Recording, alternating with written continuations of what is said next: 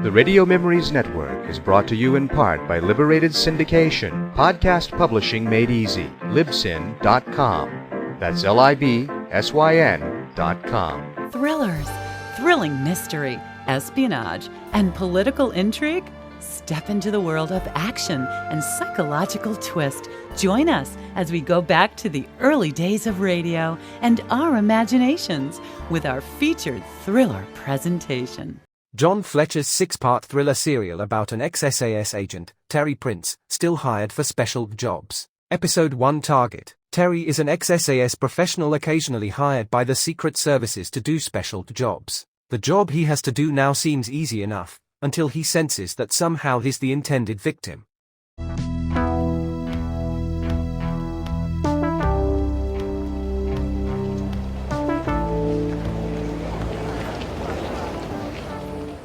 "12 million of us there are, a collective disease known as London. 8:37 a.m, Blackfriars Bridge. Half the world is trying to get across the bridge to work. I stop, lean against the parapet, look down into the River Thames.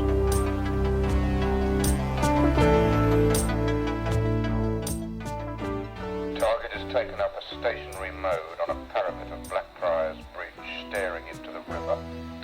Booty car out. Before the Romans came, this river was clean, pure, a goddess.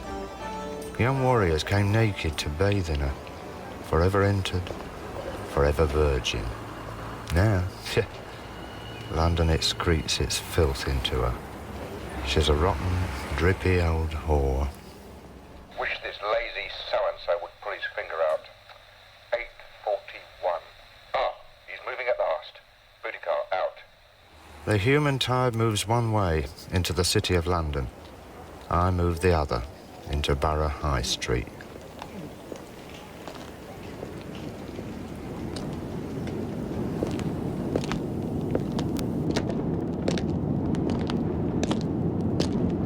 Know the borough. Iron railways, dirty brick viaducts, slums old when Dickens was a boy.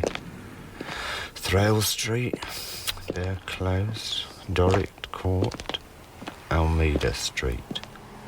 Concord's got himself into Almeida Street at last. Number 54 Almeida Street. Up the other end, of course. A very bijou squat by all accounts. The HQ of Socialist Attack magazine.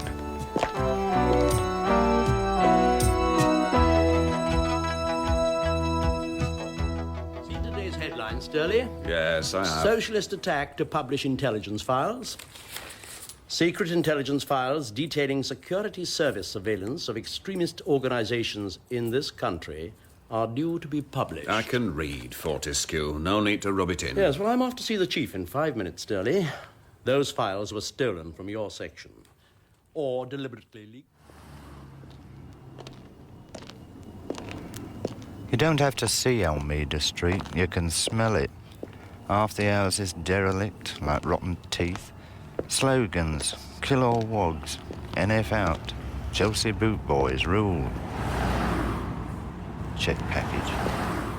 Plastic card for forcing lock, plan of downstairs office, description of file, and one very dirty war machine pistol, all collected from a locker at Blackfriars Station an hour ago. He's entering the premises at last. 8:55 a.m. Booty car out. The office. 2 desks, filing cabinets, dust.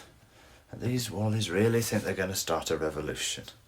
Now, second cabinet on right, third drawer down, 5th pocket, and here we are.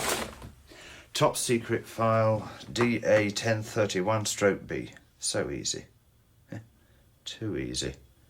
They're paying top rates for this job. They wanted me armed. Let's take a gander. I move over to the desk marked editor, rifle through the mess of papers, glance behind. Something dark stains the threadbare carpet, spreads rich and luscious across the dusty lino. Mr. Editor has written his last editorial. He lies behind his desk, steel-framed glasses awry, his chest a pulp of flesh. Now I know why the pistol I'd picked up at Blackfriars Station is so dirty. It isn't that the department can't afford to clean them no more. Someone set me up. Our bird has flown. His feathers a trifle ruffled. Cannon of number 54 like a rocket. The file under his arm. Booty car is operative. Activating next sequence. Out.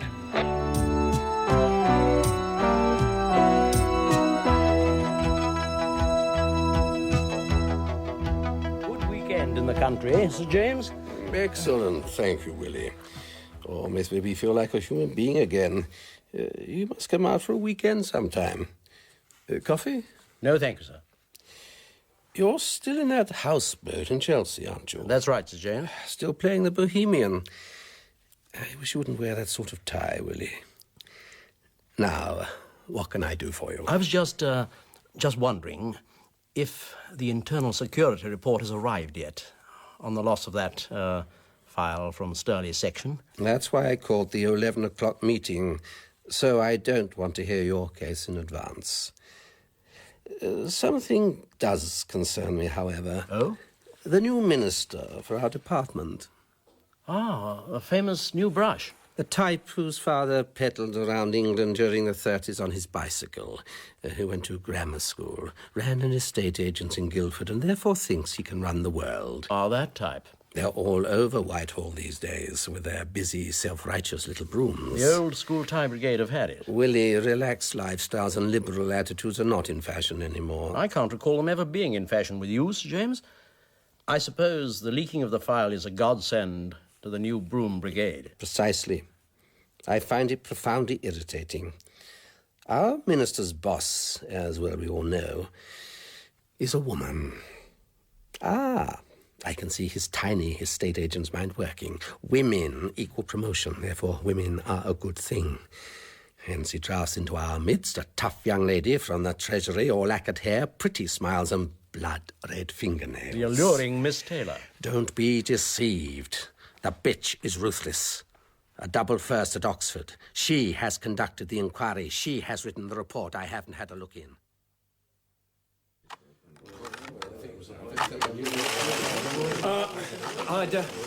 I'd like to welcome you to this press conference called rather rapidly and in tragic circumstances. Now, as you can probably understand, all us comrades here at Socialist Attack have been deeply shocked by this cold-blooded reactionary butchery.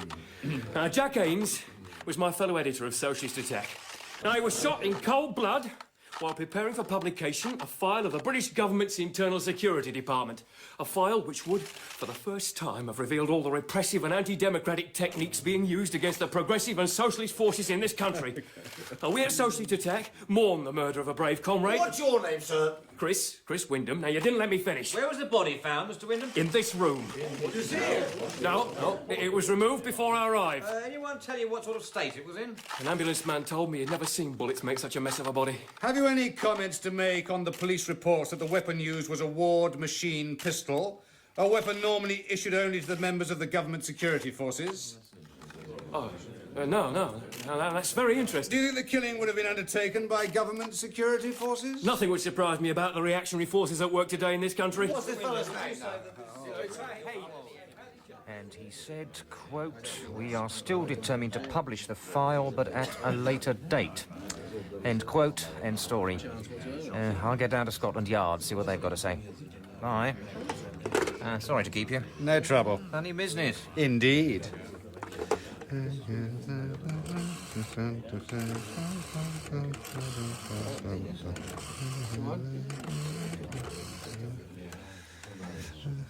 Hello. Yes, the press conference went perfectly. They swallowed the story on the Ward machine pistol. The press boys at New Scotland Yard will be denying a story that turns out to be true. That should add to the fun and games. And another thing. The brave comrades of Socialist Attack took copies of the file. That should keep the pot bubbling along nicely. Booty car out.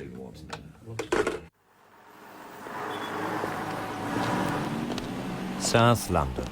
where grime grows faster than crime and truck gears grind all through the night. I live in a flat beside a betting shop, in a street of shops, furniture shops, newsagents, the Duke of Clarence boozer, a gentleman's hairstylist, and the traditional cafe, with a Pepsi sign outside and grease with everything inside.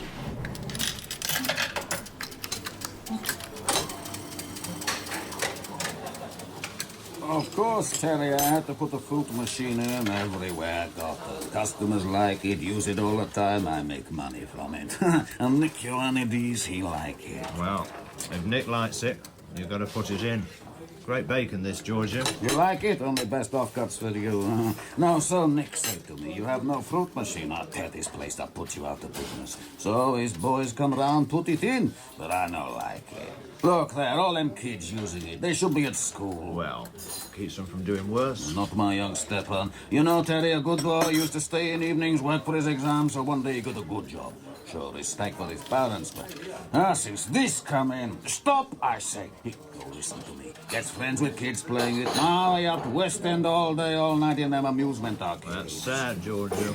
Funny, eh? We stay in Greece in my village, we poor but family together. We come here to city, we rich, but no family no more. How much, Giorgio, for the meal? Eggs, bacon, chips, tomatoes, bread and butter, tutis, $1.35. Yeah. Anyone been asking for me? What do you mean? Asking questions, you know, poking around. Nick Ioannidis in here collecting his money off the machine. He mentioned you, that's all. Oh. Well, I ain't got no fruit machine, so I don't think Nick's going to be giving me no bother. Why you ask? No reason. The old bill after you? In a manner of speaking, yeah. I watch out for you, Terry.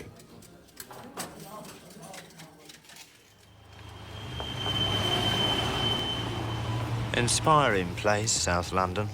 Everyone braced against the cold, scrunched into their anoraks, sleep in their eyes, snot in their noses, dandruff on their shoulders. No place like it. Nothing unusual about, except a passer bloke with a tattoo on his nose. Here we are.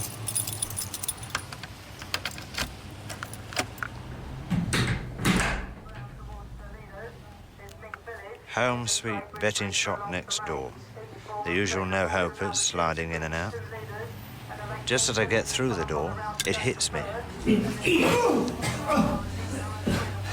It is big, stinks of garlic, and has a mouthful of gold teeth. Nick Ioannidis. Dazed, sprawl on the floor, I watch his hand move to his holster. Outside, in the street, an old lady stops, stares, disgusted at someone drunk so early in the morning, passes on. I stare down the barrel of his gun. A Ward machine pistol. His fat finger tightens, his face goes beetroot, nothing happens. I even have time to fit my silencer before I shoot him. In the arm. I kick the door shut. Someone, someplace, don't like me. But who?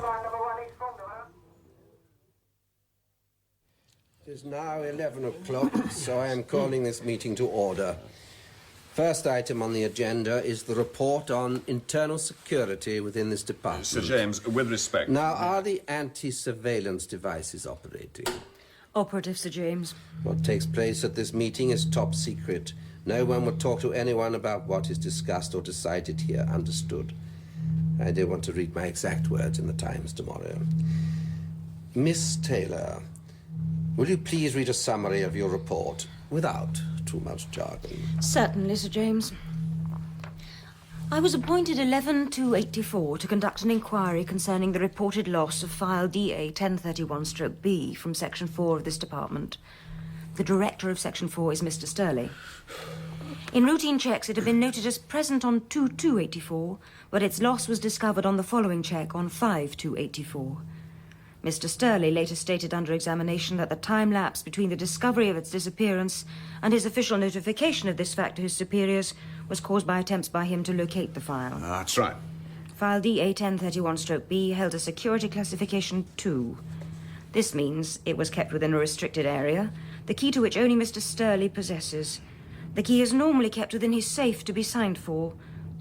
The department's internal security expert advised me that the file's removal could not have been effected by persons exterior to the building. An inside job. But that there are several persons working in this building, in other sections, professionally competent to undertake the theft outside office hours. Breaking and entering is our trade, after all. Could you stop interrupting, Mr. Sterling? However, on one sensitive matter, the report was able to reach a definitive conclusion, namely the precise contents of file DA 1031-B. Under normal circumstances, the file would contain only weekly surveillance reports on the activities of left-wing publications and journalists, their sources and phone calls. Considering to whom it was leaked, this information was damaging enough. However, under repeated questioning, Mr. Sturley did admit that his file included a copy of a secret memo written by himself. It summarized the arguments within the department in the last few years of whether increased action should be taken against left-wing targets. Oh, God. Identified the people engaged in the debate. Oh, all our dirty linen washed in public. And ended listing Mr. Sturley's own recommendations, not only for increased surveillance of these targets, but for their increased physical and psychological harassment by the department. It's a disaster. Should have been doing it years ago. That concludes my report. Congratulations, Sturley. The British public will believe that all your provincial right-wing fantasies are now official government policy. And not before time, too. Your clever little preemptive leak leaving the government no alternative. I did not leak that file, Fortescue. That's your sort of game. Can we stop this unseemly wrangling, please, gentlemen? Now, Mr. Fortescue will bring us fully up to date on the situation, since I believe there have been serious developments in the last 2 hours. Indeed, Sir James.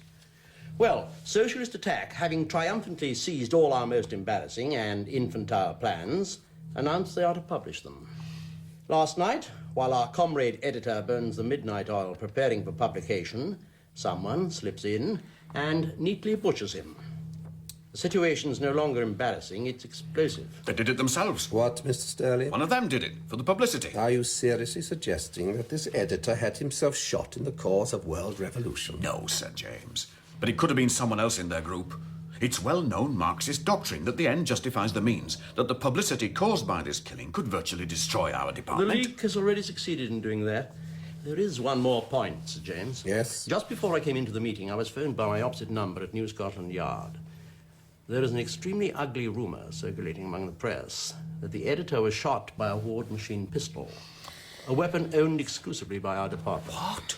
Who spread that rumour? The Deputy Commissioner didn't know. Those bastards at Socialist Attack, I'll bet. I warn you, they want to destroy us. Does Scotland Yard actually know yet what weapon was used? Not definitely, but I'm afraid preliminary investigations tend to back up press speculation. Someone in this department's out to destroy me. Stop whining, man. Now I am on the verge of retirement. I find it infinitely depressing to watch my organization descending into this pit of self-promotion, self-justification. It is disgusting. It is unpatriotic. However, I am still in charge. I shall act.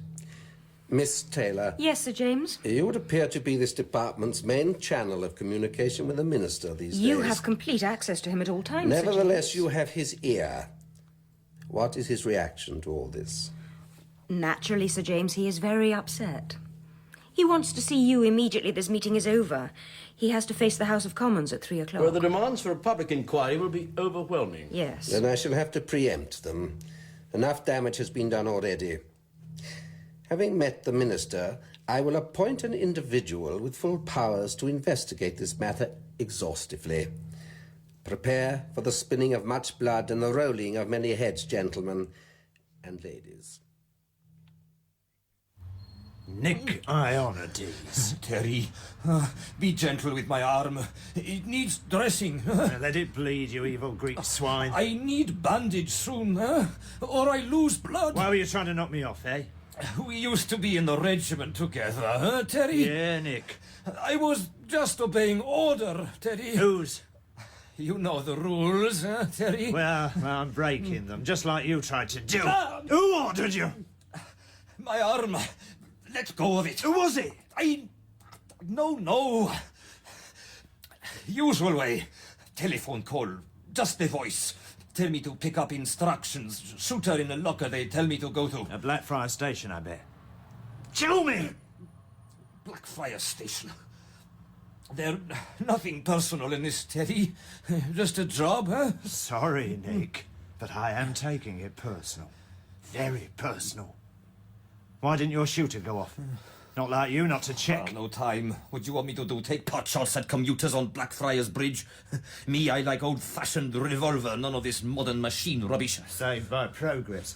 What firm you usually work for, Nick? No, ask me these questions, Terry, please. We both know, Nick, through painful experience, that my shooter is in perfect working order. At the moment, silencer fitted, it is pointed right at your left kneecap. You want to spend the rest of your life walking around in circles. Spencer's firm. Work out of Clapham. Cover all of West London, south of the river. Who's your boss? Spencer. Who tells him what to do? I don't know his name, Terry. Why not ask your brother? He know these things. I might have to do that yet, Nick. He in the same line of business. Two-bit villains running fruit machines don't get involved in heavy stuff. What you want, Terry? Answers. And once I've found the answers... I don't know no answers, Terry. Terry! Saved by the bell. Who's that, then? Look out the front window. You stay just where you are, you Greek filth. I'm not moving, Terry. God! The 7th Cavalry. Who is it? Stay just there. I'll just collect a few things, like your wallet, and be on my way. Where are you going? Out the back window.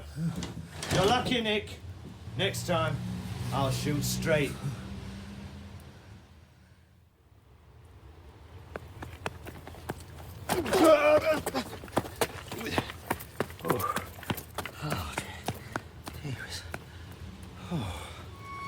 Where'd he go? He jumped me, boss. You dozy prat. Where'd he go? Up the alley toward the market. Come on, girl, you got a bargain here. Normally you buy an ordinary bath towel for £4, right? But here I'm offering you £6 the pair. You can have the pair in blue or one colour each. There's green, there's blue, and there's brown and blue. Hello, Terry. Sid. What's the matter? Oh, Bill, 2 of them. Under the barrow, son. I'll keep them off. One thing I do offer is value, and it's cheap enough if you just want to wash your dog or pussy.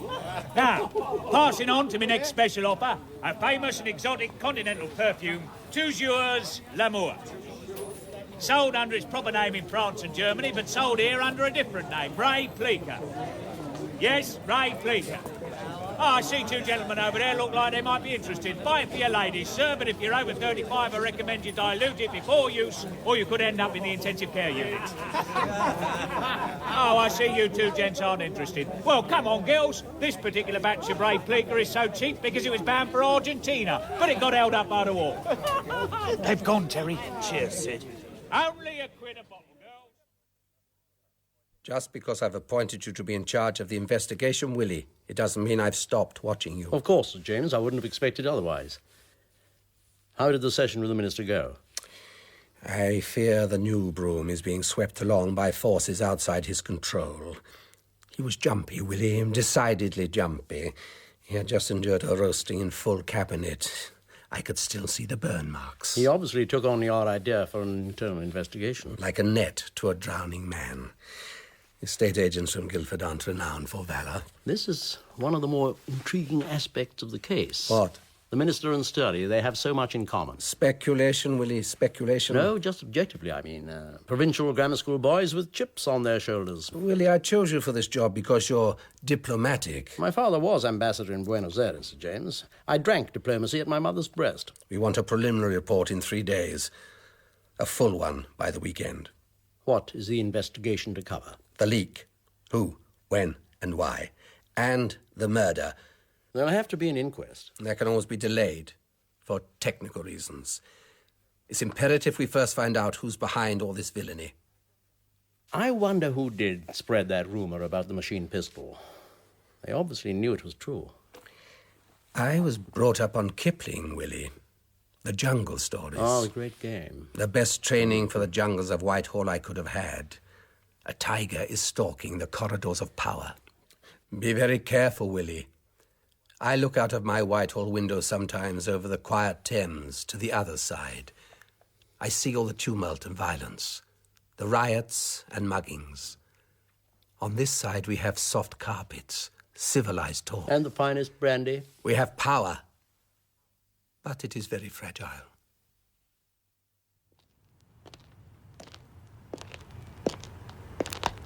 Ever spent an afternoon on the London Tube shaking off your tail, going round and round the inner circle, switching from the Piccadilly to the Bakerloo line and back again? All the time jumping, looking over your shoulder while the steel rails shriek, the neon needles and the grime infests. I walk along the embankment to a soup kitchen for down and outs. One light shines out from the offices of Whitehall. I am alone in a hostile city. Come on, Terry, think. That's what they taught you in the regiment.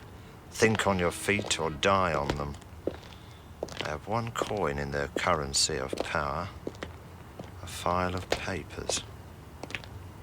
Tomorrow, I go to my brother, see if his contacts can trade it. And if he can, then I find out who, and then vengeance. Sweet Thames, run softly till I end my song. Sweet Thames, run softly, for I speak not loud nor long. Once I was a young man, lithe in limb, quick of mind. I was cox of my colleges, rowing 8 at Oxford. Our young bodies rode on this very same Thames, 9 of us. Each year we had a formal dinner. We all dressed immaculately, met for sherry in one of our rooms before dining. 9 of us. Some sat in chairs, others leant on the mantelpiece or chatted quietly in small groups. There was no tension. We were comfortable, assured, basking in the good opinion each had of the other.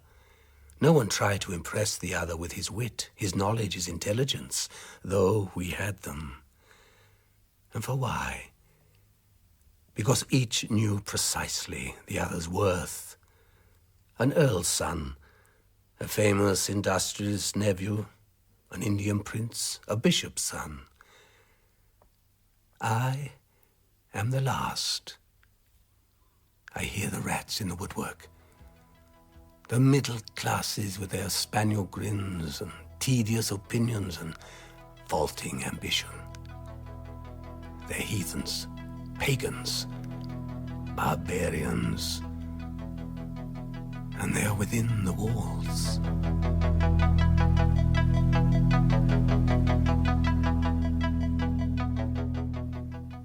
Tomorrow, in part 2, Terry is sent to retrieve a file, only to find death and himself a suspect.